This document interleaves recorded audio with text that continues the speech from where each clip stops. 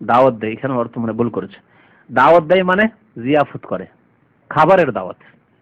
যদি নিমন্ত্রণ করে তাহলে কি করো, ফাজিবুহু, দাওয়াত কবুল করো, নিমন্ত্রণ কবুল করো। ওলামারা বলেছেন যে বিশেষ করে এই দাওয়াত হচ্ছে ওলিমার, বিবাহ শাদীর দাওয়াত। দাওয়াত বিভিন্ন রকমের আছে, কতক দাওয়াত বিদাতি দাওয়াত, কতক দাওয়াত জায়েজ দাওয়াত, কতক দাওয়াত সুন্নতি দাওয়াত। সুন্নতি দাওয়াত হচ্ছে ওলিমার দাওয়াত। নবী সাল্লাল্লাহু আলাইহি ওয়াসাল্লাম বলেছেন আউলিম ওয়ালাউ বিশাদ, বিবাহ শাদী করেছো ছেলে পক্ষকে, মেয়ে পক্ষকে না, আমাদের তো মেয়ে পক্ষ খাওয়ায়, সবকিছুর বোঝা চাপে মেয়ের ওপর আর মেয়ের বাবার উপর। মেয়ের বাবা হয়ে যাওয়া যেন অপরাধ হয়ে গেছে। আর যার কারণে আমাদের সমাজে মেয়ে হলে মুখ কালো লাগে, খবরই দেয় না বন্ধু বান্ধবকে মেয়ে হয়েছে তখন। আর ছেলে হলে দেখতেন কত মিষ্টি খাওয়াইতো। অনেক মানুষ এরকম আছে, কাঁদাকাটি শুরু হয়েছে গোটা পরিবারে যে মেয়ে কেন জন্ম। এক মেয়ের পরে যদি আরেক মেয়ে জন্মে যায়, নিবে দুটোই মাত্র, আর দুটো যদি পরপর মেয়ে হয়ে যায় তো বালা মুসিবত হয়ে গেল। আল্লাহু আকবার। অথচ মেয়েতে যে বরকত আছে হয়তো ছেলেতে নেই, যদি মানুষ বুঝতো, যদি মানুষ বুঝতো। নবী করিম সাল্লাল্লাহু আলাইহি সাল্লাম তার চাইতে আর শ্রেষ্ঠ ব্যক্তি আল্লাহ পয়দাই করেননি, করেছেন কি? তার জন্য আল্লাহ যা মনোনয়ন করলেন, বাছাই করলেন, তা হচ্ছে 4টি মেয়ে। 4টি মেয়ে বেঁচে থাকলো, ছেলে বেঁচে থাকলো না। ছেলে দিলেন, আল্লাহ নিয়ে এলেন যে মোহাম্মদ তোমাকে দিলাম, কিন্তু তুমি যে সর্বশক্তিমান নও, তুমি যে ক্ষমতার মালিক নও, এটা আমি দেখাবার জন্য আমি তোমার ছেলেগুলোকে নিয়ে নিলাম। কোনটা 1 বছরে, কোনটা 2 বছরে নিয়ে নিলাম আমি বাল্য জীবনে। দেখো আমার ক্ষমতা আমি দেখাইলাম, যাতে করে তোমার পূজা কেউ করতে না লাগে। এখানেও শিক্ষা রয়েছে, তৌহিদের শিক্ষা, যে মোহাম্মদ সাল্লাল্লাহু আলাইহি ওয়াসাল্লাম নিজের জন্য একটি সন্তানকে যদি বাঁচাতে না পারেন, কেঁদে ফেলছেন ইব্রাহিমের মৃত্যুর মুহূর্তে গিয়ে, কেঁদে ফেলছেন আইনাহু তাযরাফান। আর বলছেন হে ইব্রাহিম, তোমার বিচ্ছিন্নতায় আমরা খুব শোকে ভেঙে পড়েছি। ইন্না আলা ফিরাকিকা ইয়া ইব্রাহিম লামাহজুনুন, বুখারী শরীফের হাদিস। ওয়ালা আকুল ইল্লা মা ইউরদি রাব্বুনা, তবে আল্লাহকে অসন্তুষ্ট করার মতো কোনো কথা বলবো না, ভাগ্যের বিরুদ্ধে কোনো কথা বলবো না। এর উপর ইন্না লিল্লাহি ওয়া ইন্না ইলাইহি রাজিউন, ইন্না লিল্লাহি মা আতা ওয়া লাহু মা আখাযা ওয়া কুল্লু শাইইন ইনদাহু বিআজালিন মুসাম্মা। আল্লাহু আকবার। আল্লাহ যা দিয়েছেন তাও তার, আর যা নিয়েছেন তাও তার, আর প্রত্যেক বস্তুর আল্লাহ রাব্বুল নির্ধারিত সময় রেখেছেন, সেই সময়কে অতিক্রান্ত করতে পারবে না। জি, তাহলে এখান থেকে কত শিক্ষা রয়েছে যে নবী করিম সাল্লাল্লাহু আলাইহি সাল্লামের জন্য আল্লাহ 4টি মেয়ে বাছাই করলেন, মেয়েগুলিকে বড় করলেন, মেয়ের বিবাহ শাদী দিলেন, ছেলে একটিও রাখলেন না। আমরা কি তার চাইতে শ্রেষ্ঠ? তার কাছাকাছি হতে পেরেছি? তার সাহাবাই কেরামদের একটা সাধারণ সাহাবির কাছাকাছি হতে পেরেছি? তাবেঈনদের কাছাকাছি হতে পেরেছি? তাহলে যদি আল্লাহ আমাদেরকে মেয়ে দেন, তাহলে নারাজি কেন, অসন্তুষ্ট কেন? আল্লাহু আকবার। কত ইমানের দুর্বলতা, এগুলিতে কুফরির আশঙ্কা আছে। কুফরির, তকদীরের উপর অসন্তুষ্টির প্রকাশ কুফরির সামিল। আল্লাহর কুদরত সম্পর্কে আপত্তি, আল্লাহর হেকমত, আল্লাহর রহস্য গুরু তত্ত্ব সম্পর্কে আপত্তি, মনে আপত্তি, মুখে আপত্তি নাও করে, মনে আপত্তি যে আল্লাহ তুমি মেয়ে কেন দিলে, মনে মনে আপত্তি, মেয়ে কেন হয়ে গেল পরপর করে 3টে 4টা। কতগুলি সমস্যা দেখছেন, কতগুলি তকদীরের ক্ষেত্রে আমাদের ইমানের সমস্যা। আল্লাহর কুদরত, হেকমত, আল্লাহর ন্যায় বিচার, আল্লাহ যে সবকিছু জানেন তুমি জানো না, তুমি দূর পর্যন্ত জানো। হতে পারে তোমাকে একটা ছেলে দিলে ছেলেটি ডাকাত হতো, ছেলেটি লম্পট হইতো, আর তোমার মেয়ে মাশাআল্লাহ আলহামদুলিল্লাহ লালন পালন করে 14, 15, 16 বছর, 18 বছর হলে বিয়ে শাদী দিয়ে দিলেন, আরাম পেয়ে গেল, ভালো একটা ছেলের হাতে তুলে দিয়ে দিলেন। আল্লাহু আকবার। তো শোনেন, দাওয়াতের ক্ষেত্রে দাওয়াত দিবে ছেলে পক্ষ এবং অলিমার দাওয়াত দিবে। ওয়ামান দাআকুম ফাজিবু, এই দাওয়াত হচ্ছে সুন্নাত। আউলিম ওয়ালাউ বিশা, তোমরা ওলিমা করো যদি একটি ছাগল দিয়ে হোক, কমের পক্ষে একটি ছাগল, যদি ছাগল দেওয়ার মতো শক্তি থাকে তাহলে, আর না হলে বেশি যত পারেন উট করেন, গরু করেন, 10টি 20টি 25টি 50টি, কোনো অসুবিধা নেই, জায়েজ। তবে অহংকার না আসে যাতে করে। আর এই দাওয়াতে আবার বাছাই না হয় যে দাওয়াতে শুধু হমড়া চুমড়াদেরকে ডেকেছেন, নেতা মাথাদেরকে ডেকেছেন, আর গরিবদেরকে, গ্রামের গরিবদেরকে না, গরিবদেরকে কলা পাতায় দূরেই দিয়েছেন, এই তোমরা পরে আসবে, আগে এই যে বড় বড় মেহমান এসে তারা খেয়ে নিক, তারপরে যাও তোমরা, দিলেন ধাক্কা দিয়ে তাড়িয়ে বেচা। আর গরিব মানুষকে বসতেও দেওয়া হয় না, দাঁড়িয়ে থাকে, হয়তো দাঁড়িয়ে দাঁড়িয়ে দিয়ে দিলেন, আর না হলে দূরে একেবারে ফুটপাতে কোথাও বসিয়ে দিলেন।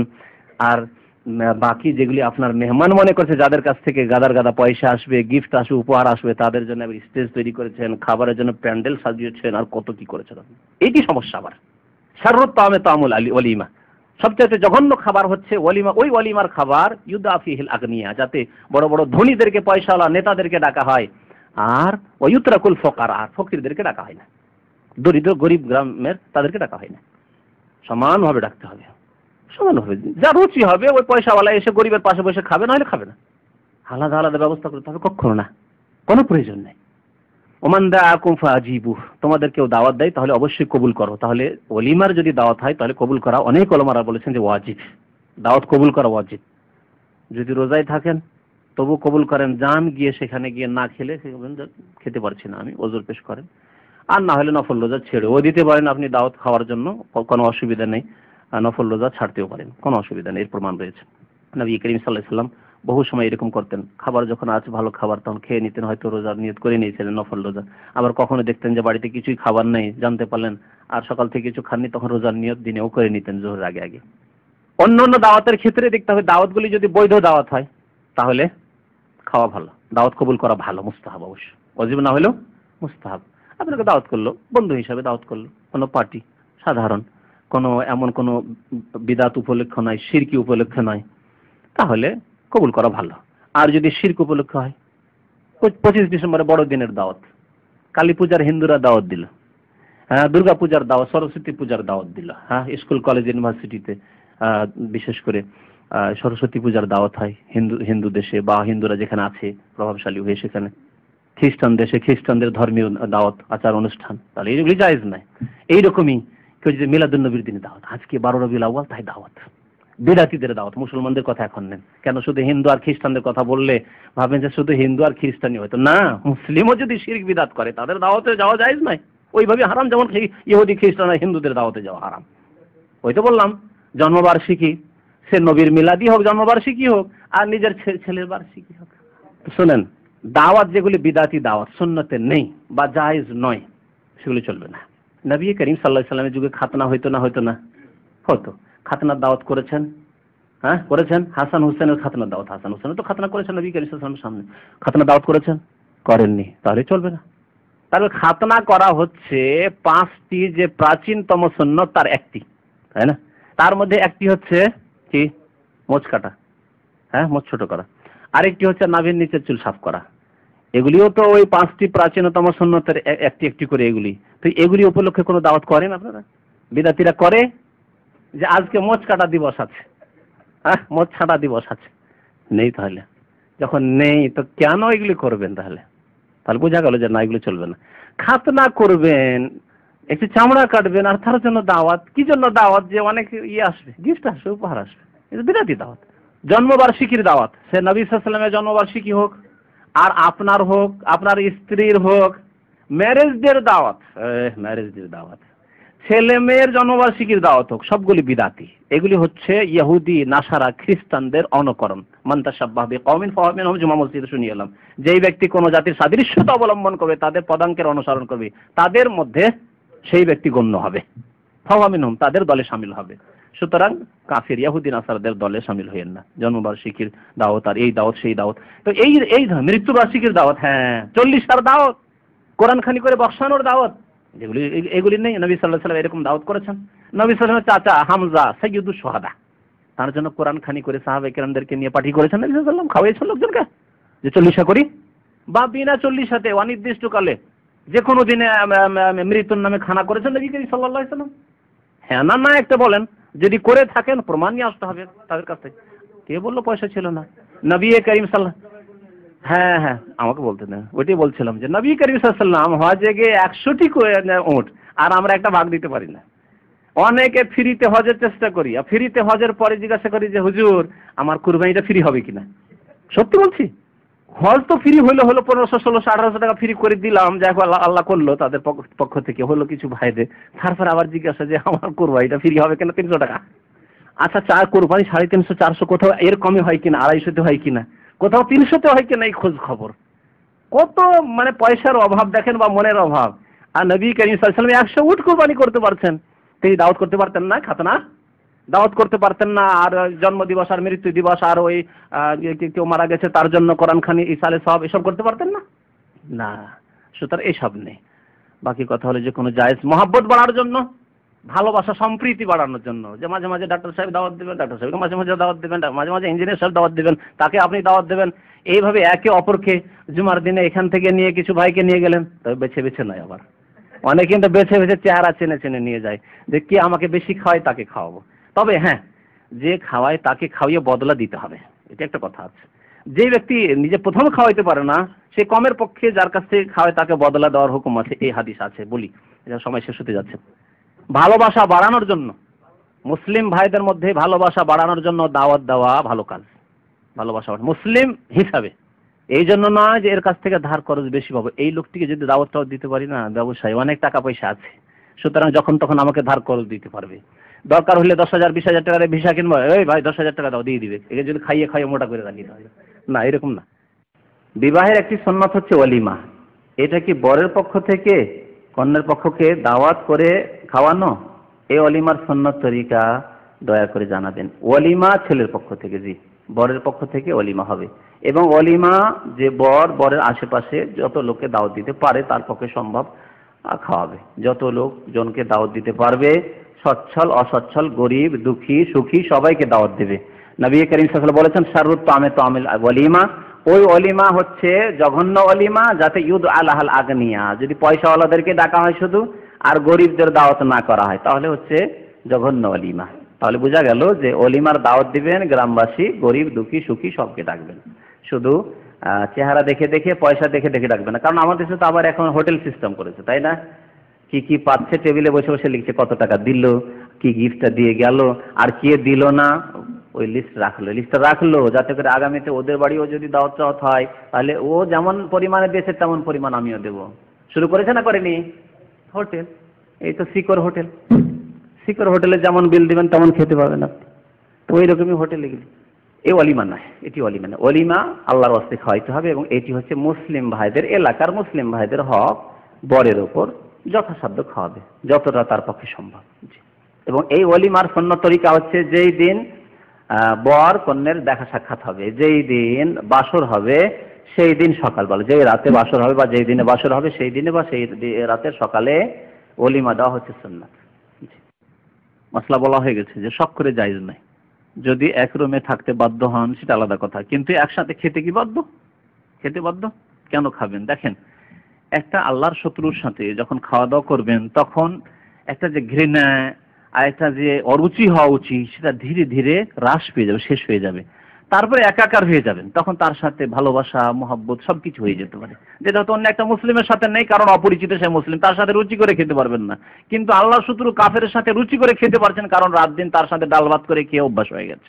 এই জন্য এখানে আপনার ঈমান এবং আকীদার বিপদ রয়েছে, যে আল্লাহর শত্রুর উপর ঘৃণা হওয়া উচিত, ঘৃণা না হয়ে ভালোবাসা হয়ে যাওয়ার আশঙ্কা আছে, যেটি হারাম। সুতরাং আল্লাহ বলেছেন ওমান ইয়াতাওয়াল্লাহুম মিনকুম ফাইন্নাহু মিনহুম, যারা তাদের সাথে ভালোবাসা করবে তারা তাদের দলভুক্ত হবে, আল্লাহ স্বয়ং কোরআনে বলেছেন। সুতরাং এইরকম যাতে না হয়, তো এইরকম অবস্থা যাতে না হয় যে আপনি তাদের সাথে খাচ্ছেন। তবে একটি অবস্থা, আপনি দেখছেন যে এই লোকটি ইসলামের খুব কাছাকাছি, আর একে নিয়ে সাময়িক দুই একবার যদি আমি খাওয়া দাওয়া করি কখনো সাথে নিয়ে, তাহলে আকৃষ্ট হয়ে যাবে আর কলেমা পড়ে নেবে, সেটা ক্ষণিকের জন্য করা যেতে পারে। আর স্থায়ী বছর 2 বছর আছেন আর একসাথে খাওয়া দাওয়া করছেন, জীবনে ইসলামের দাওয়াত দেওয়ার তৌফিক হলো না, এত ইয়েতিম মুসলমান যে আপনার কাছে দিনের এলমও নেই, আর যাদের কাছে এলম আছে তাদের কাছ থেকে ক্যাসেট বা কিতাব নিয়ে যে দাওয়াত দিবেন তাও দিলেন না, আর একসাথে খেতে থাকলে এটি জায়েজ না। মৃত মা বাবার নামে বা স্ত্রীর নামে ওমরা হজ দেখেন, কেউ বলছে ছোট হজ, কেউ বলছে ওমরা হজ। এই ওমরা হজ করে দেওয়া, আর বাংলাদেশি ভাইরা হজই করতে চায় না, ওমরার নামে হজ নাই, ওমরা বললেন শুধু। 5 বছর 7 বছর হয়ে গেছে, হজ করেছেন? বলছে হুজুর ওমরা হজ করেছি। আর কেউ বলছে হুজুর ছোট হজ করেছি, বড় হজ থাক এখন ওর না, ওমরার নাম হজ না, ওমরার নাম ওমরা শুধু। তো ওমরা হজ জায়েজ আছে কি না? মৃত ব্যক্তির পক্ষ থেকে, বাবা হোক মা হোক আত্মীয় হোক স্ত্রী হোক, মৃত যদি হয়, স্ত্রীও মৃত হয় অসুবিধা নেই।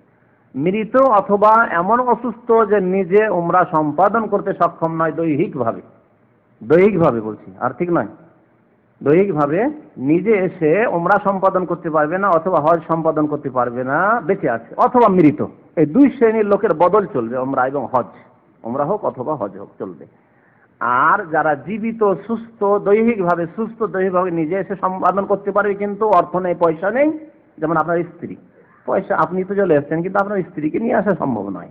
এখন আপনার স্ত্রী, নতুন স্ত্রী মাশাআল্লাহ বিয়ে করে এসছেন মাত্র, আর এখন উমরা করতে যাবেন, প্রথম উমরা নিজের স্ত্রী, ভালোবাসার প্রদর্শনী, তো এই জায়েজ নয়, এটি বিদআত, এর কোনো প্রমাণ নেই। সুস্থ ব্যক্তি যারা নিজে দৈহিকভাবে সক্ষম উমরা করতে অথবা হজ করতে, তার বদল চলে না।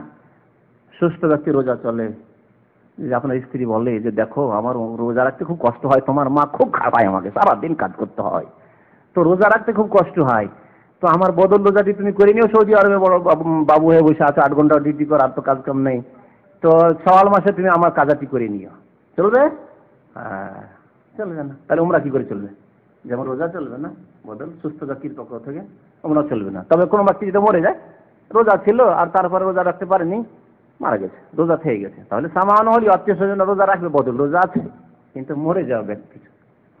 প্রথম যে প্রশ্নটি আমাদের কাছে এসে আছে আগে থেকে, তা হচ্ছে অমুসলিম দেশে যেখানে সংখ্যাগরিষ্ঠ অমুসলিম বসবাস করে, সেই দেশে অবস্থান করা, সেই দেশে বসবাস গ্রহণ করা, সেই দেশে চলে যাওয়া হিজরত করে, এর হুকুম কি শরীয়তে জায়েজ না জায়েজ নয়?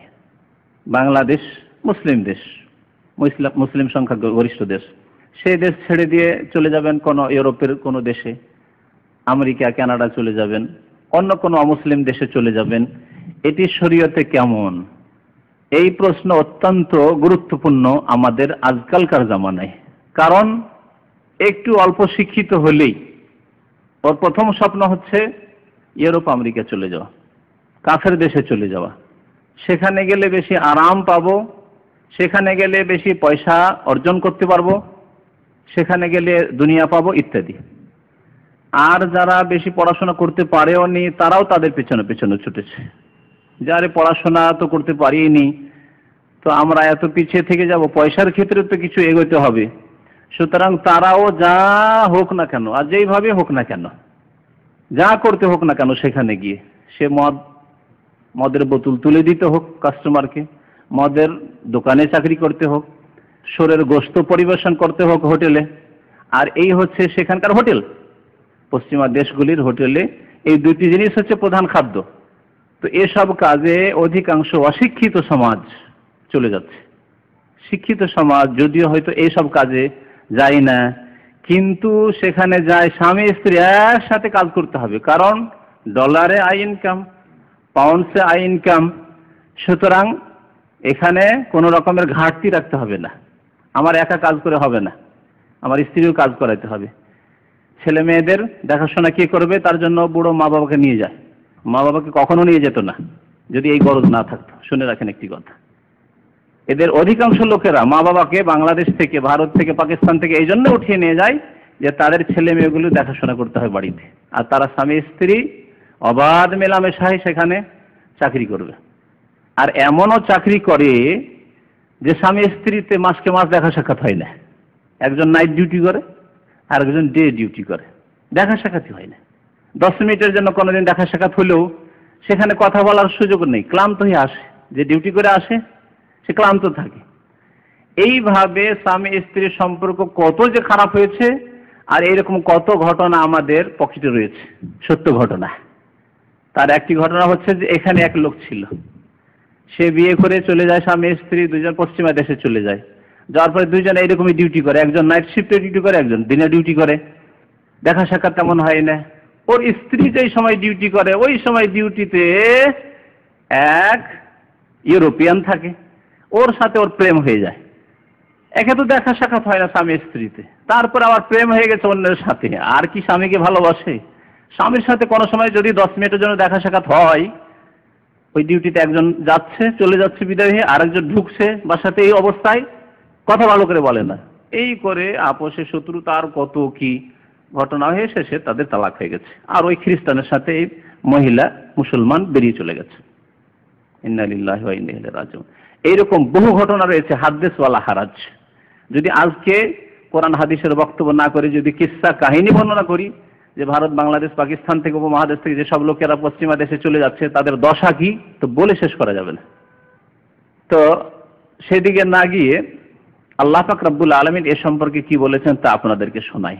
সূরা নিসা আয়াত নম্বর 97, 98, 99, 100 এই পর্যন্ত এই মাসলাগুলি আল্লাহ পাক রব্বুল আলামিন বর্ণনা করেছেন। বিশেষ করে আয়াত নম্বর 97 মহান আল্লাহ ইরশাদ করেছেন, ইন্নাল্লাযীনা তাওয়াফাহুমুল মালায়েকাতু যালিমি আনফুসিহিম, নিশ্চয় যেসব লোকেরা নিজের ওপর জুলম অত্যাচার করেছে।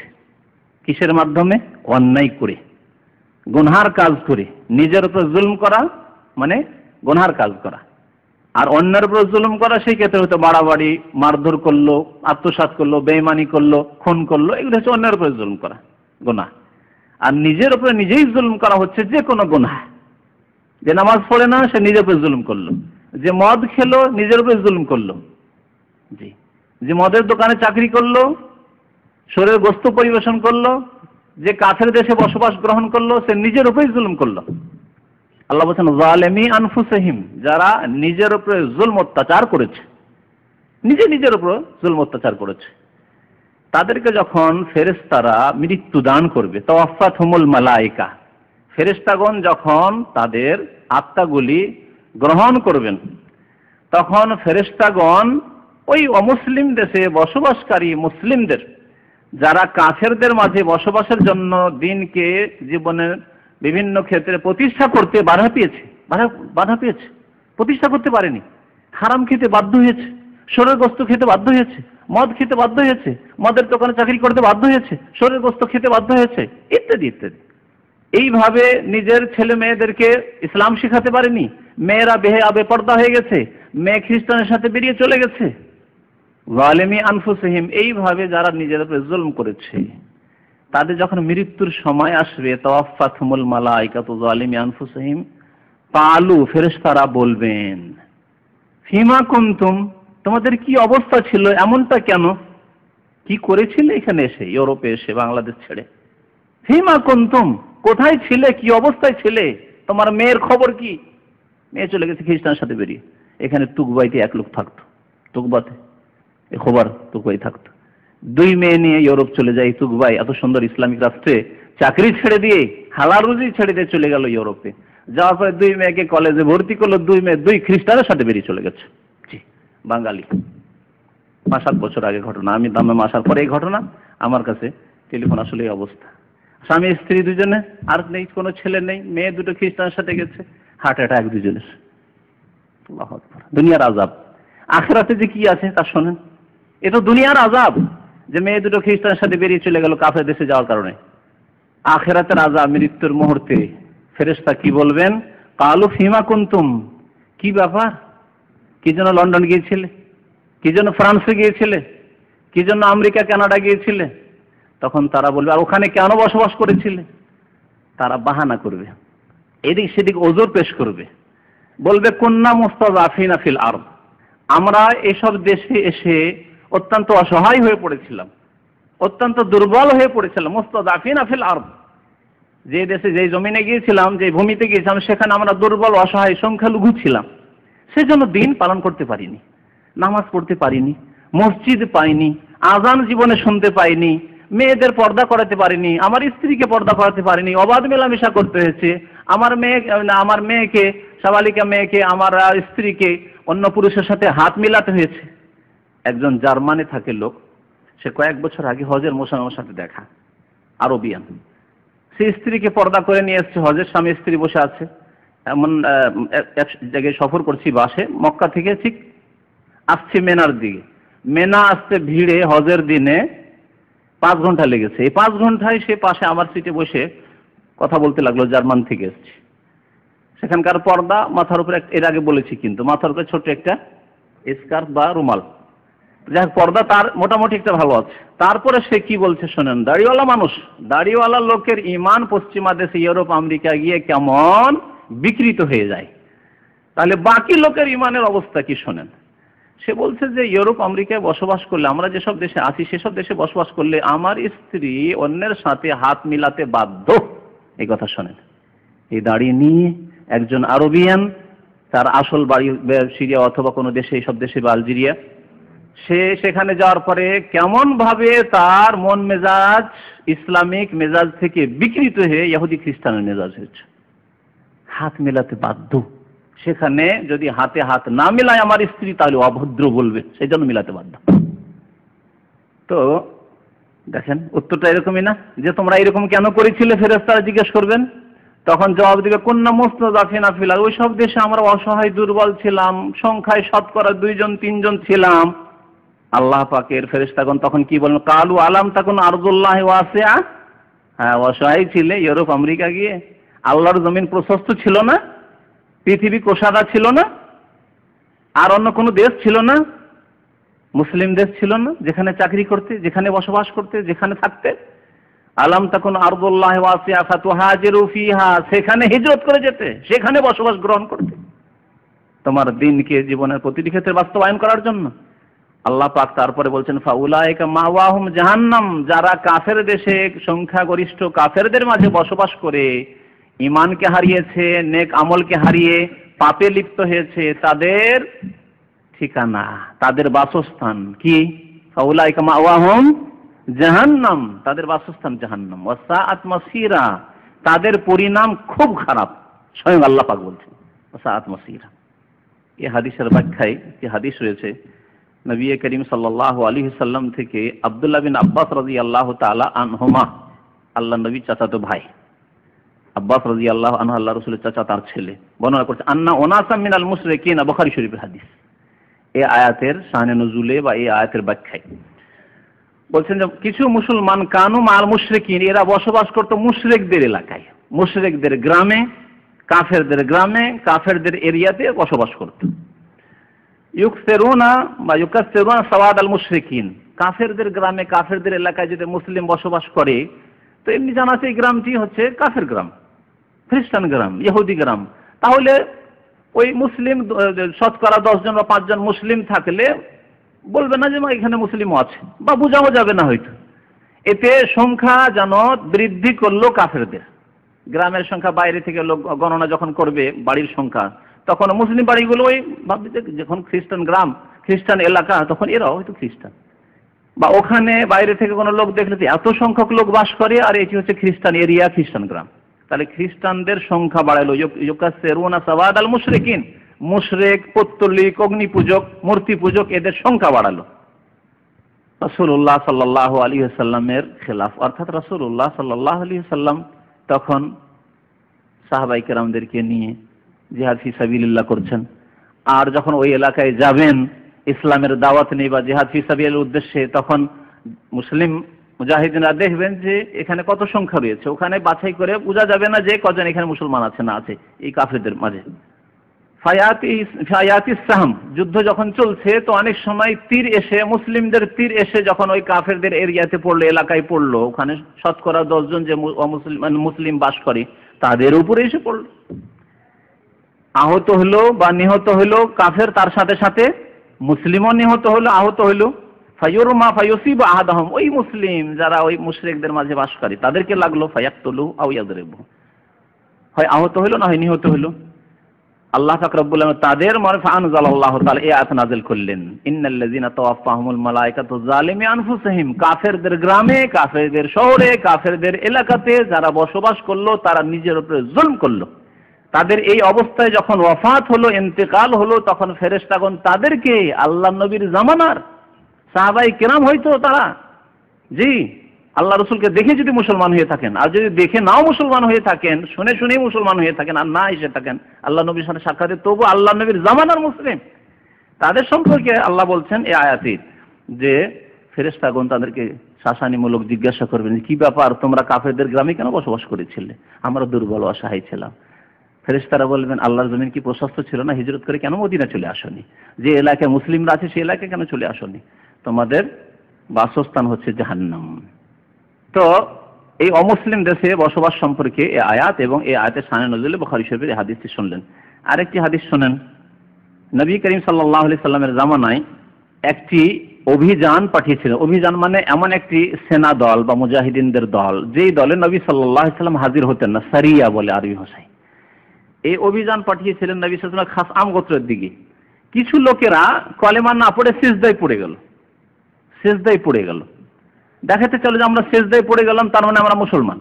বলছেন ফাতাসামা নাসুম বিসুজুদে ফাআসরা ফিহিমুল কতল, সাহাবায়ে কেরামরা যারা গিয়েছিলেন এই অভিযানে তারা ভাবলেন যে এরা জীবন বাঁচানোর জন্য, আত্মরক্ষার জন্য সিজদায় পড়ে গেছে, কারণ এই এলাকা সব কাফের এলাকা, অমুসলিম এলাকা। এরা তখন জিহাদ শুরু করে দিয়েছেন, এর মধ্যে এরাও হত্যা হয়ে গেল। ফাবালাগা যালিকা নবী সাল্লাল্লাহু আলাইহি ওয়াসাল্লামের কাছে এই সংবাদ পৌঁছলো যে কিছু লোকেরা মুসলমান ছিল কিন্তু কাফেরদের এলাকায় বসবাসের জন্য সাহাবারা বুঝতে পারেননি, তাদেরকে হত্যা করে ফেলেছেন। ফাআমারা আলাহুম বিনিসফিল আকল, নবী করিম সাল্লাল্লাহু আলাইহি ওয়াসাল্লাম তাদের দিয়াত মানে রক্তপণ দিতে বললেন, কিন্তু অর্ধেক। একজন মুসলিমের রক্তপণ হচ্ছে 100টি উট, 100টি উট একজন মুসলিমকে যদি ইচ্ছা করে হোক আর অনিচ্ছাকৃত হোক, ভুল করে হোক, যদি হত্যার বদল হত্যা না নেয়, ইচ্ছা করে হয়, ইচ্ছা করে খুন করেছে কিন্তু হত্যার বদল হত্যা নেবে না, মাফ করে দিল, তাহলে রক্তপণ দিয়ত নিতে পারে। দিয়ত হচ্ছে 100টি উট, আর অর্ধেক দিয়ত হচ্ছে 50টি। তাহলে কাফের এলাকায় বসবাসের জন্য নবী সাল্লাল্লাহু আলাইহি ওয়াসাল্লাম কি করলেন? অর্ধেক দিলেন রক্তপণ দিয়ত, ফুল পুরো 100 উট তারা পেল না বা তাদের আত্মীয়রা পেল না। ওয়াকাল, তারপরে নবী সাল্লাল্লাহু আলাইহি ওয়াসাল্লাম কি বলেছিলেন তাই শুনেন, যে কাফেরদের মাঝে বসবাস করা কেমন অন্যায় কাজ। বললেন, আনা বারিউম মিন কুল্লি মুসলিম, আমি ওই সব মুসলিম থেকে সম্পর্ক ছিন্নের ঘোষণা করছি, আমার ওই সব মুসলিমদের সাথে কোনো সম্পর্ক নেই। বারি, বারি মানে সম্পর্ক ছেদ করা। সূরা বারাআত, সূরা তওবার একটি নাম হচ্ছে সূরা বারাআত, সম্পর্ক ছেদের ঘোষণা। এই সূরার নামই হচ্ছে বারাআতুম মিনাল্লাহি ওয়া রাসূলিহি, আছে না? প্রথম আয়াতই হচ্ছে বারাআতুম মিনাল্লাহি ওয়া রাসূলিহি, আল্লাহ এবং রাসূলের সম্পর্ক ছেদের ঘোষণা। ইলাল্লাযিনা আহাদতুম মিনাল মুশরিকিন, মুশরিকদের সাথে। ইন্নাল্লাহা বারিউম মিনাল মুশরিকিন ওয়া রাসূলুহু, আল্লাহ পাক রব্বুল আলামিন এবং তার রাসূল মুশরিকদের থেকে সম্পর্ক ছেদের ঘোষণা করছেন। আর আপনি ঘোষণা করবেন না? আল্লাহ ঘোষণা করছেন, তার রাসূল ঘোষণা করছেন, আপনি ঘোষণা করবেন না তাদের মাঝে বাস করবেন? নবী সাল্লাল্লাহু আলাইহি ওয়াসাল্লাম কি বললেন, যে আমি ওই সব মুসলিম থেকে সম্পর্ক ছেদের ঘোষণা করছি, ইয়াকিমু বাইনা আযহরিল মুশরিকিন, যারা মুসলিমদের মাঝখানে বসবাস করবে। অমুসলিমদের মাঝখানে, কাফেরদের মাঝখানে, মুশরিকদের মাঝখানে বসবাস করবে। মুশরিক, যে কোনো মুশরিক হোক না কেন, আর সেই গ্রামে, সেই শহরে, সেই দেশে গিয়ে বসবাস করবে। কালু ইয়া রাসূলুল্লাহ ওয়ালিমা, সাহাবারা জিজ্ঞাসা করলেন, হে আল্লাহর রাসূল, কেন? মুশরিকদের এলাকায় বসবাস করলো, কাফেরদের মাঝে, তাতে কি হলো? নবী সাল্লাল্লাহু আলাইহি ওয়াসাল্লাম বললেন, খবরদার, লা তারায়া নারাহুমা, যাতে করে একজন অপরের বাড়ির আগুন না দেখতে পায়, এত দূরে বাস করবে তোমরা। একজন অপরের বাড়ির আগুন যাতে না দেখতে পায়, একজন মানে মুসলিম আর আরেকজন হচ্ছে অমুসলিম। মুসলিমের বাড়ির আগুন যাতে করে, আগুন জ্বলছে, চুলা জ্বলছে, হ্যাঁ, ধোঁয়া উঠছে, এটা যাতে করে কোনো অমুসলিম না দেখতে পায়, এত দূরে বাস করো। আর অমুসলিমের বাড়ির চুলা জ্বলছে, জানো, কোনো মুসলিম দেখতে না পায় যে ওই যে অমুসলিমের বাড়ি আর ও চুলা জ্বলছে। তো হচ্ছে নবী করিম সাল্লাল্লাহু আলাইহি ওয়াসাল্লামের হাদিস, আবু দাউদ এবং তিরমিজির হাদিস। সামরা বিন জুনদুব রাদিয়াল্লাহু তাআলা আনহু বলছেন, আবু দাউদের হাদিস এটি, ক্বালা রাসূলুল্লাহ সাল্লাল্লাহু আলাইহি ওয়াসাল্লাম, নবী সাল্লাল্লাহু আলাইহি ওয়াসাল্লাম একবার খুতবা দিলেন, বলেন, আম্মা বাদ, ক্বালা রাসূলুল্লাহ সাল্লাল্লাহু আলাইহি ওয়াসাল্লাম, মান জামাআল মুশরিকিনা ওয়া সাকানা মাআহু ফাইন্নাহু মিসলুহু, যেই ব্যক্তি মান জামাআল মুশরিক, যেই ব্যক্তি মুশরিকের সাথে একত্রিত হবে, মুশরিকদের সাথে বসবাস গ্রহণ করবে। এখানে জামাআল মুশরিক মানে শুধু বাড়ি তৈরি করা নয়, এমন কি স্বেচ্ছায় আপনি রুমমেট হলেন কোন মুশরিকের, যেটা অনেক ব্যাচেলর এখানে এসে হচ্ছে না? দেশি বলে, বাংলাদেশি হিন্দু বা খ্রিস্টান, হ্যাঁ, বা অন্য কেউ হোক না কেন, কাদিয়ানি হোক না কেন, সব মুশরিক কাফের, তার সাথে আপনি রুম নিচ্ছেন।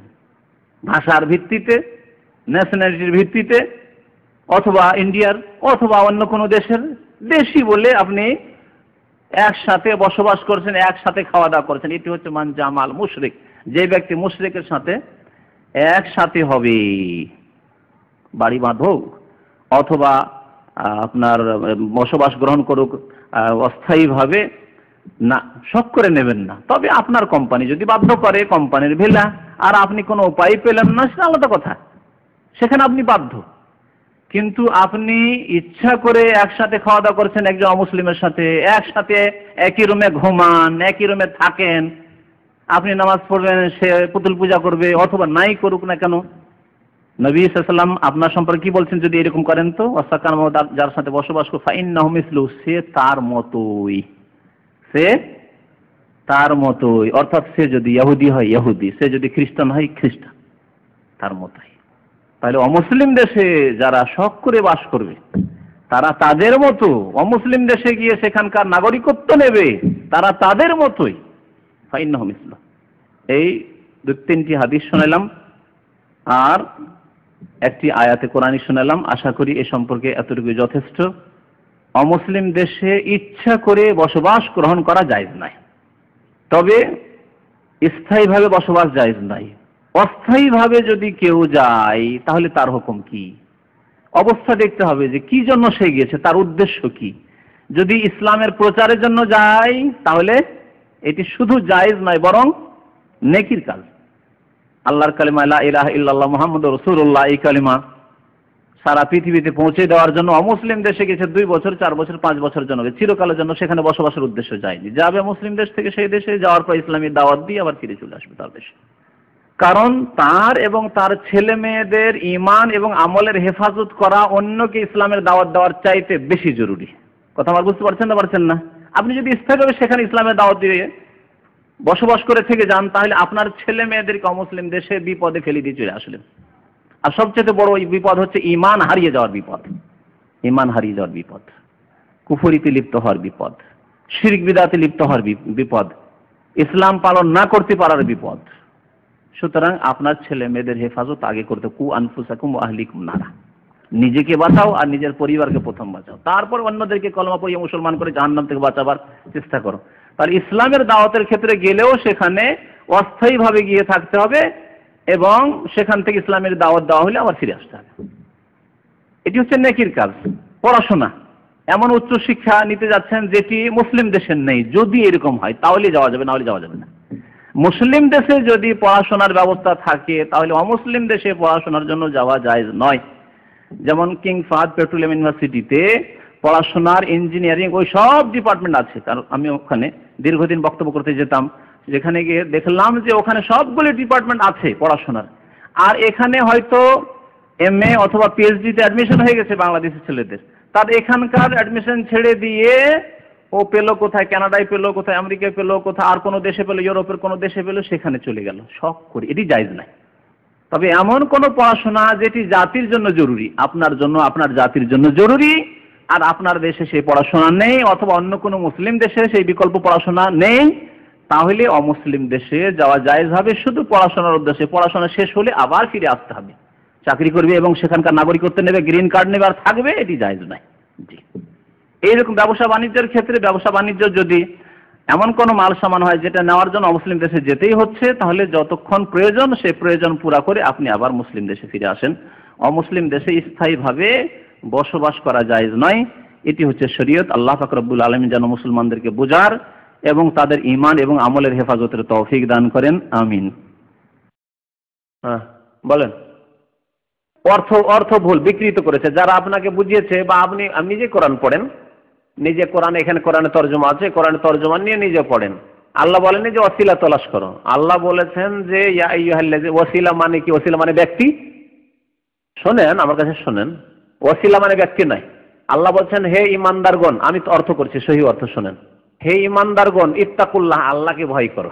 হ্যাঁ, ইয়া আইয়ুহাল্লাযীনা আমানুত্তাকুল্লাহ ওয়াবতাগু ইলাইহিল ওয়াসিলা, আর আল্লাহর নিকট নৈকট্য লাভের রাস্তা সন্ধান করো। ওয়াবতাগু মানে সন্ধান করো, ইলাইহি আল্লাহর দিকে পৌঁছার জন্য, আল কুরবাত নৈকট্যের ব্যবস্থা। আর এই নৈকট্যের ব্যবস্থা হচ্ছে 3টি। আল্লাহর নৈকট্য লাভের ব্যবস্থা হচ্ছে 3টি, শুনে রাখুন, মুখস্থ রাখুন। প্রশ্ন করেছেন তো, একটা হচ্ছে ঈমান, আপনি মুসলমান হন। কাফের হয়ে থাকলে আল্লাহর নৈকট্য লাভ হবে না কোনোদিন। শিরিক করবেন, মাজারে গিয়ে সেজদা করবেন, কোনোদিন আল্লাহর নৈকট্য লাভ হবে না। মুমিন হইতে হবে আল্লাহর একত্ববাদে বিশ্বাসী। 2 নম্বর হচ্ছে নেক আমল, সৎ আমল, বুঝলেন? সৎ আমল, নেক আমলকে আপনি ওসিলা মানে 2 রাকাত নামাজ পড়েন আর বলেন আল্লাহ আমার গুনাহ খাতা মাফ করে দাও। হ্যাঁ, এটা রোজা রাখেন, নফল রোজা রাখেন, যে আল্লাহ আমার ভুল ত্রুটি মাফ করে দাও। 2-4-500 রিয়াল দান করেন, গরিব মিসকিনকে মসজিদে দান করেন, বলেন আল্লাহ আমি বালা মুসিবতে আছি, আল্লাহ তুমি বালা মুসিবত দূর করে দাও। তাহলে এই যে নেক আমল, দান, খায়রাত, নামাজ, রোজা করলেন, এগুলি হচ্ছে ওসিলা, আপনার আল্লাহর নৈকট্য লাভের মাধ্যম। ঈমান আর আমল হলো। আর আরেকটি হচ্ছে জীবিত লোকের দোয়া। আরেকটি হচ্ছে জীবিত লোকের দোয়া। কোন জীবিত লোককে বলেন যে কোন আলেমকে হোক, ভালো আলেম যদি মনে করেন, আমল ভালো তার, বা কোনো নেক লোক, কোনো মুরব্বী লোক, বাবা মাকে, আপনার আব্বা আমার দোয়া কবুল হয়, বললেন, শত লোককে বললেন যে আমার জন্য একটু দোয়া করিয়েন, আমি খুব গুনাহগার মানুষ, যেন আল্লাহ আমার গুনাহ খাতা মাফ করে দেয়, অথবা আমার কোনো একটা উদ্দেশ্য আছে আল্লাহ যেন পুরা করে, আপনি একটু আমার জন্য দোয়া করিয়েন। তো এইভাবে আল্লাহর নৈকট্য লাভ করা জীবিত লোকের দোয়ার মাধ্যমে, মরা মানুষের দোয়া নাই। আর ওসিলা মানে যেটা বাংলাদেশে বোঝানো হয়েছে দেশি ধর্ম, সেটা হচ্ছে ওসিলা মানে পীর ধরো, ওইটি ইসলামে নেই। এই ব্যাখ্যা ইসলামের নয়। ইসলামের ব্যাখ্যা হচ্ছে যে আল্লাহর নৈকট্য। ওসিলা মানে তাফসীরকারগণ ইমাম ইবনে কাসির রাহমাতুল্লাহ আলাইহি বলেছেন আল কুরবা, আল্লাহ নৈকট্য লাভ করা।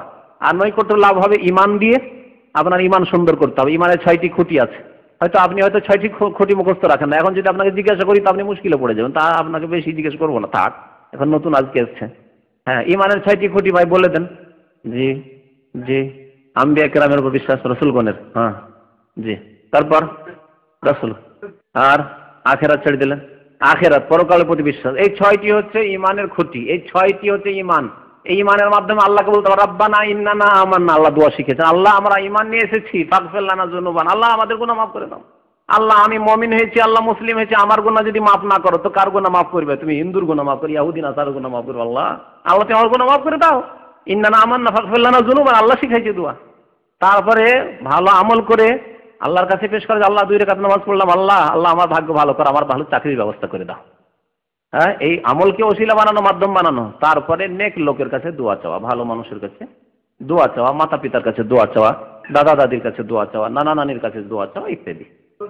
হ্যাঁ হ্যাঁ, বিপদগ্রস্ত সেটা অবশ্যই, ওটাও জীবিত, ওই যে আমরা জীবিত যে কোনো মানুষের দোয়া চাওয়া, জীবিত ফকির মিসকিন অসহায় দুর্বল তাদের কাছে দোয়া চাওয়া। এমনকি নাবালক, আপনার ছোট বাচ্চা আছে মাসুম, আপনি গুনাহগার আমি গুনাহগার, কিন্তু ছোট ছোট বাচ্চাকে বলে যে দোয়া বাবা তুমি আমার জন্য দোয়া করো, অবশ্যই তাদের দোয়া কবুল হবে। ছোট ছোট বাচ্চারা যদি দোয়া করে আমার আব্বা অসুস্থ আছে আল্লাহ ভালো করে দাও, তাদের দোয়া আল্লাহ শুনে নিতে পারে, তাদের রহম করবে যে আমার আব্বা মরে গেলে আমরা এতিম হয়ে যাব। সেই জন্য বাচ্চাদেরকে এগুলো শিখাতে হবে যে ছোট বাচ্চা নাবালক, ও কোনো গুনাহ করেনি, 10 বছর 12 বছর বয়স, আপনার কত আমার কত গুনাহ হয়েছে, ছোট বাচ্চাকে সেখানে দোয়া করতে। সামান্য একটু শরীর খারাপ অসুস্থ বাচ্চাগুলোকে বলেন যে ফোক দাও, দোয়া করো। অজু করার পর হাঁটুর উপর কাপড় উঠানোর প্রমাণ কি হাদিসে আছে? প্রথম কথা হচ্ছে যে ওযুর জন্য কি লজ্জা স্থান ঢাকা শর্ত কিনা, এটি হচ্ছে মাসলা। ওযুর জন্য শর্ত না নামাজের জন্য শর্ত, আপনাকে এই মাসলা, দিনের মাসলা জানতে হবে। লজ্জা স্থান আবৃত করা বা শরীর আবৃত করা এটি নামাজের পূর্ব শর্ত না ওযুর পূর্ব শর্ত? নামাজের পূর্ব শর্ত। তাহলে নামাজের অবস্থা, আর পুরুষের লজ্জা স্থান হচ্ছে নাভি থেকে হাঁটু পর্যন্ত পুরুষের, মহিলাদের ক্ষেত্রে গোটা শরীর। তাহলে পুরুষের নাভি থেকে হাঁটু পর্যন্ত নামাজের অবস্থায় খোলা যাবে না, যদি খুলে যায় তাহলে নামাজ হবে না, নামাজ নষ্ট হয়ে যাবে। নামাজের অবস্থায় নাভির নিচে কাপড় নেমে গেছে আর খুলে গেছে, গেঞ্জি দিয়ে ঢাকা থাকলে অসুবিধা, হয়তো লুঙ্গি নেমে গেছে, পাজামা নেমেছে কিন্তু গেঞ্জি দিয়ে বা জামা দিয়ে ঢাকা আছে তাহলে তো অসুবিধা নেই। কিন্তু যদি খুলে যায় বা রানে কাপড় উঠে যায়, হাঁটুর উপরে কাপড় উঠে যেতে হবে, তাহলে নামাজের জন্য হচ্ছে লজ্জা স্থান আবৃত করা শর্ত। আর ওযুর জন্য না, ওযুর জন্য শরীর ঢাকা না পুরুষের জন্য শর্ত না মহিলার জন্য শর্ত, তাহারাত হাসিল করার জন্য, ওযুর জন্য হোক আর গোসলের জন্য। সেই জন্য শরীরের কাপড় আলাদা করে গোসল করা যাবে, শরীরের কাপড় একেবারে আলাদা করে উযু করা যাবে, এমন কোন দলিল নেই কোরআন হাদিসে যে ওযুর জন্য শরীর আবৃত করা শর্ত। ফিকহের কিতাবে পড়েন যে নামাজের শর্ত হচ্ছে সাতরুল আওরা, মানে লজ্জা স্থান আবৃত করা, এটি ওযুর শর্ত নয়। সুতরাং হাঁটুর উপরে ইচ্ছা করে উঠলে অসুবিধা নেই, আর অনিচ্ছাকৃত উঠলে অসুবিধা নেই। ওযুর অবস্থায় হাঁটুর উপরে যদি কাপড় উঠে ইচ্ছা করে তবু অসুবিধা নেই, আর অনিচ্ছাকৃত কোনো অসুবিধা নেই। জি। মা এবং বাবাকে পা ছুঁয়ে সালাম করা হয়, এটা কি ঠিক না? পা ছুঁয়ে সালাম করবেন না। আল্লাহ নবী হাতে হাতে সালাম মুসাফা শিখেছেন, হাতে হাতে সালাম মুসাফা করবেন। আর যদি চুমা দিতে হয় তো মাথাতে দেবেন অথবা কপালে দেবেন, মাথাতে অথবা কপালে দেবেন। মা বাবার চুমা, কিন্তু পায়ে চুমা দেবেন না বা পায়ে ধুলা নেবেন না, এগুলো হিন্দুদের কাজ, হিন্দুরা করে থাকে, হিন্দুদের পাশাপাশি বাস করে, তাই শিখে রেখেছে এক শ্রেণী মুসলমান। আরেকটি প্রশ্ন, এক ভাই লিখেছেন যে যেসব জিনিস দেখা হারাম তা দেখার পর যদি প্রকাশ না করি তাহলেও কি গুনাহ লেখা হবে? যেটা দেখা হারাম দেখলেন এটি হচ্ছে গুনাহ, যেটা দেখা হারাম দেখলেন এটি হলো গুনাহ, আর প্রকাশ করলে গুনার কথা প্রকাশ করলে আরেকটা হারাম কাজ করলেন, ডবল হারাম হইল, দুটো নিষিদ্ধ কাজ করলেন। এক হচ্ছে গুনাহ করাই হারাম, আর দ্বিতীয় হচ্ছে গুনাহ করে গুনাহ প্রকাশ করা। একটি লোক মদ খেয়েছে, গুনাহ করলো, ঠিক না? আর তারপরে বলছে যে আমি মদ খেয়েছি, তাহলে গুনাহ প্রকাশ করলো, যেটা নিষিদ্ধ। একটি লোক ফিল্ম দেখলো, হারাম কাজ করলো, তারপরে সে বলছে আমি ফিল্ম দেখি, তাহলে সে যেন অন্যদেরকে আহ্বান করলো যে এ তো নামাজি, এ ফিল্ম দেখে, তো আমরা দেখলাম তো হইল, তাহলে ডবল গুনাহ হইল। পীরদের সম্পর্কে আরেকটি প্রশ্ন এসেছে, যথেষ্ট আলোচনা হয়ে গেছে, এর বেশি আর কি আলোচনা করো? পীর তন্ত্র, আপদা মস্তক সব হচ্ছে বিদাত, পীর তন্ত্র হচ্ছে বিদাত। এই পীর তন্ত্র না আসলে কবর পূজা আসতো না। পীর তন্ত্রের হাদিয়া, তোহফা, তাসাউফ, সুফিবাদের তোহফা, গিফট, উপহার স্বরূপ এই শিরক আর কুফরি, কবর মাজার পূজা মুসলিম উম্মতে।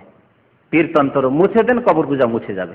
পীরতন্ত্র মুছে দেন আজকে সারা পৃথিবীতে, আর কবর মাজার যেটি পূজা হচ্ছে সেগুলিকে মুছে দেন, আর কি হবে না, শিরক হবে না, কবর মাজার পূজা হবে না, যেমন সৌদি আরবে দেখছেন শেখ মোহাম্মদ বিন আব্দুল ওয়াহাব রহমতুল্লাহ আলাইহি আসার পরে পীরতন্ত্র মুছে দিয়েছেন এই দেশ থেকে, আর কবর মাজার যেগুলি ছিল সেগুলিকে ভেঙে চূর্ণ বিচূর্ণ করে দিয়েছেন, আর সাধারণ কবরে পরিণত করেছেন।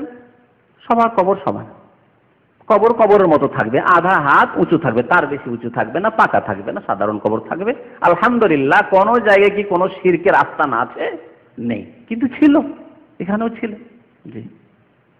প্রশ্ন করেছেন এক ভাই, ওমর ইবনে আব্দুল আজিজকে পঞ্চম খলিফা কেন বলা হয়? পঞ্চম খলিফা তাকে এই জন্য বলা হয় যে চার খলিফা খলিফা রাশেদ, খলিফা তো অনেকের চেনে কিন্তু খলিফা রাশেদ, খলিফা রাশেদ মানে 100% যারা নবী সাল্লাল্লাহু আলাইহি ওয়াসাল্লামকে ফলো করে রাষ্ট্র চালাবার চেষ্টা করেছেন, রাষ্ট্র পরিচালনার জন্য চেষ্টা করেছেন। 4 জন খলিফা, আবু বকর, ওমর, ওসমান, আলী। তারপরে পঞ্চম খলিফা বলে ওমর ইবনে আব্দুল আজিজকে এই জন্য যে তিনি সেই যুগে তার পূর্বে যেসব বানু উমাইয়ার খলিফারা ছিল তাদের মধ্যে বেশ কিছু জুলুম অত্যাচার ছিল, আত্মসাৎ ছিল, সরকারি ধন সম্পদ স্টেট তারা নিজের করে রেখেছিল, সবগুলিকে তিনি বাইতুল মালে জমা করে দিয়েছিলেন। তার স্ত্রী যখন একজন রাজার মেয়ে বিয়ে হয়ে আসলেন, তিনি যখন যেই দিন রাজা হলেন বললেন যে তোমার যে গয়না আছে সব বাইতুল মালে জমা করে দাও, এক্ষুনি নিয়ে গিয়ে জমা করে দাও, যা কিছু সম্পদ আছে তুমি নিয়ে এসো তোমার বাবার বাড়িতে সব নিয়ে গিয়ে দিয়ে দাও, কেন তুমি রাজার মেয়ে, বাদশার মেয়ে ছিলে, আর তোমার বাবা অনেক জুলুম করেছে, কোনটি যে তার হালাল আর কোনটি যে সরকারি মাল আমার জানা নেই, সুতরাং কিছুই রাখবো না। তো খলিফায়ে রাশেদিনদের মতো আবু বকর, ওমর, ওসমানের পথে তিনি চলেছেন, নবী সাল্লাল্লাহু আলাইহি ওয়াসাল্লামের পথে তিনি চলেছেন, এই জন্য তাকে খলিফায়ে রাশেদ বলা হয়। জি।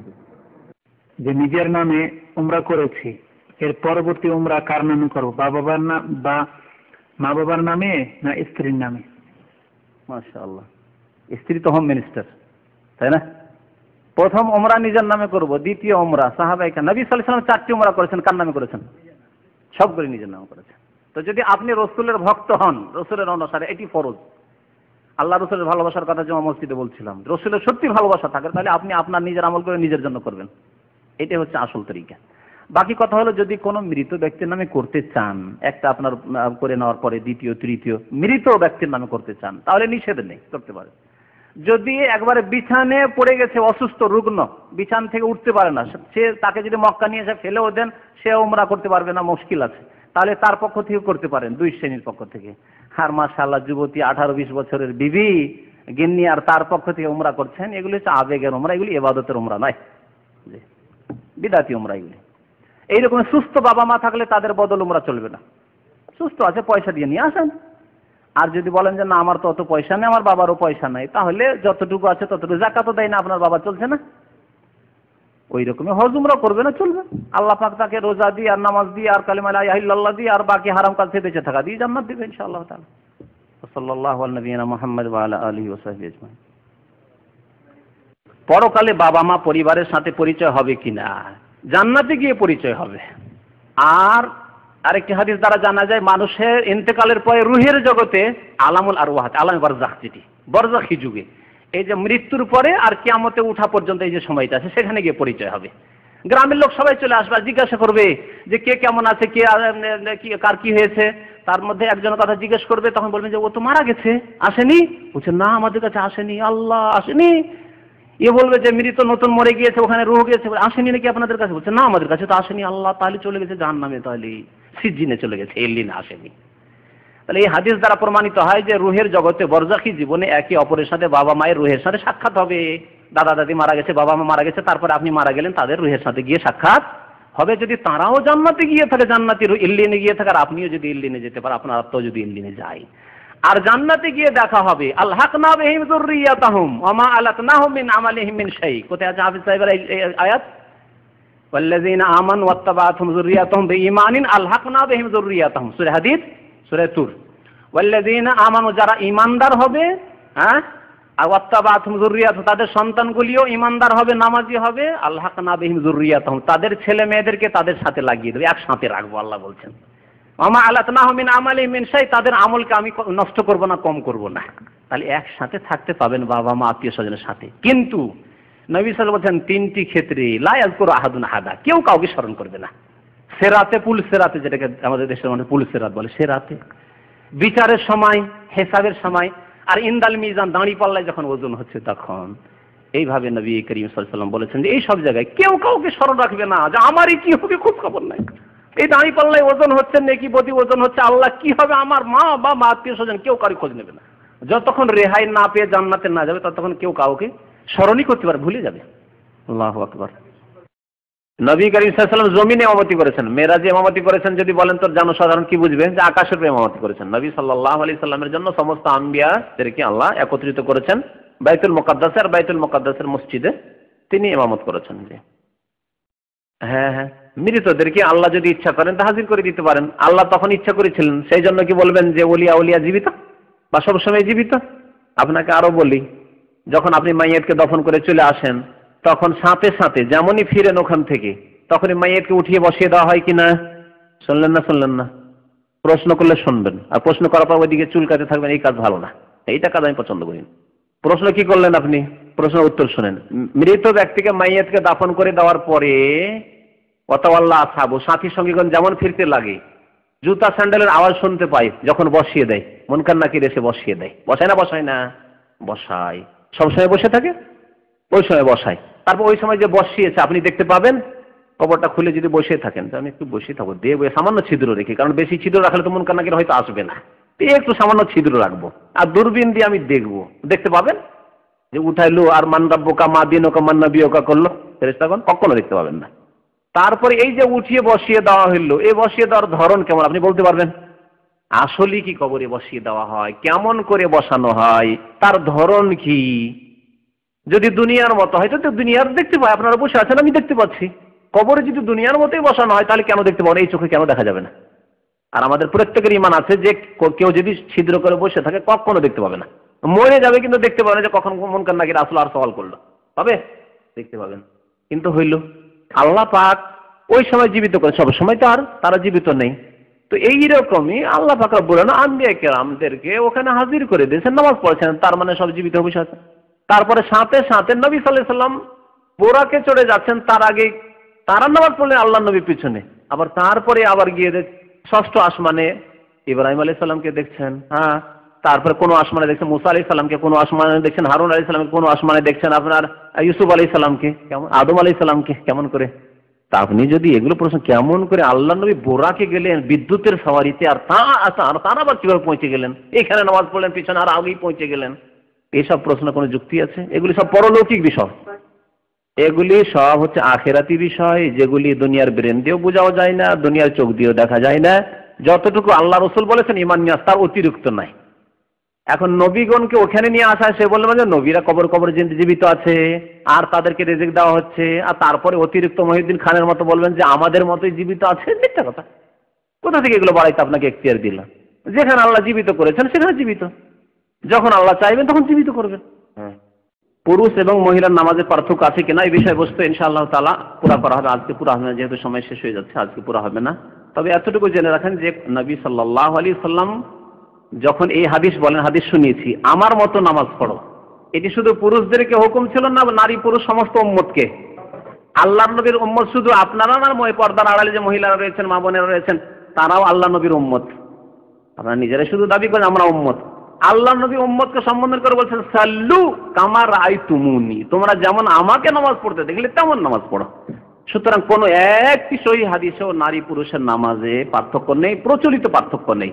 বাকি আওয়াজ, যদি মহিলাদের আওয়াজ হয়, কেরাত হয়, তাহলে সে আওয়াজটা গোপনীয় থাকতে হবে ইত্যাদি। তারপরে ইমামতির ক্ষেত্রে মহিলাদের ইমাম কাতারের মধ্যে দাঁড়াবেন, এই পার্থক্যগুলি রয়েছে। মহিলাদের আজানের কোনো প্রয়োজন নেই, মহিলাদের যদি জামাত হয়, বাড়িতে জামাত হচ্ছে, তা আজানের কোনো প্রয়োজন নেই, ইত্যাদি ইত্যাদি। কিন্তু বাকি যে এই পার্থক্যগুলি বসার ক্ষেত্রে, সেজদার ক্ষেত্রে, এইভাবে যেগুলো নবী সাল্লাল্লাহু আলাইহি ওয়াসাল্লাম নিষেধ করেছে, ওয়ালা ইফতারিশ তিরাসাল কুকুরের মতো করে তোমরা বসো না, এই হুকুম নবী সাল্লাল্লাহু আলাইহি ওয়াসাল্লাম, এই আদেশ পুরুষের জন্য, নারীদের জন্য। মহিলারা এইভাবে নামাজ পড়ে, হ্যাঁ, পাছাটা বসিয়ে দিয়ে নামাজ পড়ে, এগুলি সব নিষেধ করা হয়েছে। তারপরে নবী সাল্লাল্লাহু আলাইহি ওয়াসাল্লাম এই কথা বলেননি কোনোদিন, বা মা আয়েশা রাদিয়াল্লাহু তাআলা আনহা বলেন, দেখো মুমিনাতরা মহিলারা তোমরা আয়েশার মতো, খাদিজার মতো নামাজ পড়ো, ফাতেমার মতো নামাজ পড়ো, আর পুরুষরা তোমরা রাসূলুল্লাহ সাল্লাল্লাহু আলাইহি ওয়াসাল্লামের মতো নামাজ পড়ো। এই কথা বলেছেন কোথাও আছে? কোন হাদিস দেখুন, কুতুবে সিত্তা সিয়াসিতার কিতাবে দেখুন, কোথাও পাবেন না, ইনশাআল্লাহ তাআলা পাবেন, কোনো কিতাবে নেই সহিহ হাদিসে। সুতরাং এইরকম পার্থক্যগুলি মন গড়া, তাদের এগুলি তাদের যুক্তিতে যে এতে বেশি পর্দা হবে, তাদের যুক্তিটা বলে দিই, তাদের যুক্তি হচ্ছে এতে বেশি পর্দা হবে। তা আল্লাহ নবী পর্দাটা বুঝতেন না, আল্লাহর দরবারে ইবাদত করছে, রাস্তাঘাটে নামাজ পড়বে না মহিলারা মজবুর না হলে, একেবারে বাধ্য ওয়াক্ত চলে যাচ্ছে তখন রাস্তাঘাটে কোথাও মাঠে নামাজ পড়ে, না হলে ঘরের ভিতরে নামাজ পড়ে মহিলারা, তাহলে পুরুষদের নজরই আসবে না। জি, জাদুকরকে যদি মন্দ বলি তাহলে সে আমার ক্ষতি করে দেবে, হ্যাঁ সামনে বললে, কিন্তু জাদু সম্পর্কে যদি আপনি বক্তা হন, বক্তব্য করবেন, আলেম হন, মানুষকে জানাবেন, যদি আপনি সমাজের জ্ঞানী মানুষ হন তাহলে সতর্ক করবেন, বাড়ির আপনি একজন জ্ঞানী মানুষ অথবা বাড়ির মালিক গার্জেন তাহলে আপনার বাড়ির লোকদেরকে সতর্ক সাবধান করবেন যে জাদু করা কুফরি কাজ, জাদুকরের কাছে যাওয়া কুফরি ইত্যাদি এসব কথাবার্তা বলবেন, এবং জাদুকরের শাস্তি কি রয়েছে তাও বলবেন উম্মতকে, জাতিকে, সে আমার ক্ষতি করে দেবে। এই অবস্থায় জাদুকরকে ভয় করব কিনা? জাদুকরকে ভয় করা প্রাকৃতিক ভয়, যতটা আলোচনায় চলে এসছে, প্রাকৃতিক ভয় করবেন, কিন্তু আপনি আস্থা কার উপর? তাওয়াক্কুল আল্লাহর উপর। আল্লাহ হায়াত মত নির্ধারণ করে দিয়েছেন, সুতরাং জাদুকর আমার হায়াতে 1 মিনিট কমাতেও পারবে না আর 1 মিনিট বাড়াতেও পারবে না, এই অকাট্য ঈমান হইতে হবে। জাদুকরকে বলে ভয় লাগছে, এটা প্রাকৃতিক ভয়, কিন্তু তার সাথে সাথে তাওয়াক্কুলকে আরো মজবুত করতে হবে যে হায়াত মতের মালিক কে? আল্লাহ বলছেন ওয়ালা ইউআখির আল্লাহু নাফসান ইযা জা আজালুহা, শুধু বিলম্ব হবে না বলেন, কোশ্চিন কালেও বিলম্ব হবে না যখন মৃত্যুর সময় চলে আসবে। আল্লাহ আরো অন্য আয়াতে কি বলেছেন যে ইযা জা আজালুহুম লা ইস্তাখিরুনা সাআতান ওয়া লা ইস্তাকদিমুন, বিলম্ব যেমন হবে না একটু আগেও মত আসবে না। কারো জাদু লেগে গেছে, জাদু করে দিয়েছে, মৃত্যু হয়ে গেল, কখনো এই কথা ভাবলে হবে না যে জাদু না লাগলে মনে হয় মরতো না, বা জাদুতেই মনে হয় আমি অসুস্থ হয়ে গেলাম, মরে গেলাম না, এতটুকুই আপনার হায়াত আছে। ওয়ালা ইস্তাকদিমুন, আগেও বাড়াতে পারবে না আর পিছনেও সরাতে পারবে না কারো হায়াত মতকে। জি, সুতরাং এইসব ঈমান মজবুত হইতে হবে, বাকি প্রাকৃতিক ভয় আছে। এক ভাই প্রশ্ন করেছেন যে পুরুষ এবং মহিলাদের নামাজের মধ্যে পার্থক্য কতটুকু? কোরআন এবং হাদিসের আলোকে কোনো পার্থক্য নেই। কোরআন এবং হাদিসের আলোকে নামাজের নিয়ম কানুনে কোনো পার্থক্য নেই। নবী সাল্লাল্লাহু আলাইহি ওয়াসাল্লাম বলেছেন আমার মতো তোমরা নামাজ পড়ো, আর এই সম্বোধন সবার জন্য, সাল্লু কামা রাআইতুমুনি ওয়াসাল্লি, আমার মতো করে তোমরা নামাজ পড়ো। এখানে বলা হয়নি যে হে পুরুষরা আমার মতো তোমরা নামাজ পড়ো, আর মহিলারা তোমরা আমার মতো নয়, আয়েশার মতো, ফাতেমার মতো নামাজ পড়ো, এরকম কোনো দলিল নেই। সুতরাং এই মন গড়া কথা যেগুলি নামাজ পড়ার ক্ষেত্রে পার্থক্য আমাদের দেশের কিতাবাদিতে লেখা হয়েছে, সেগুলো ভিত্তিহীন বা জয়ীফ দুর্বল কথাবার্তা। জি, কিছু লোক কোরআন পড়তে পারে না, তাদের জন্য কোনো ব্যবস্থা আছে কি? যারা কোরআন পড়তে পারেন না, আলিফ বা তা সা, তারাও বসতে পারেন, কায়দা নিয়ে বসবেন, কায়দা বাগদাদি নিয়ে বা নুরানি কায়দা নিয়ে বসে কিছুদিনের মধ্যে আপনি কোরআন পড়তে পারবেন। উচ্চারণ যখন শিখে যাবেন নিজে নিজে কোরআন পড়তে পারবেন, আর এটি বড়ই আপনার সম্পদ। কোরআন নিজেই তেলাওয়াত করতে পারাটা এটি বড় সম্পদ।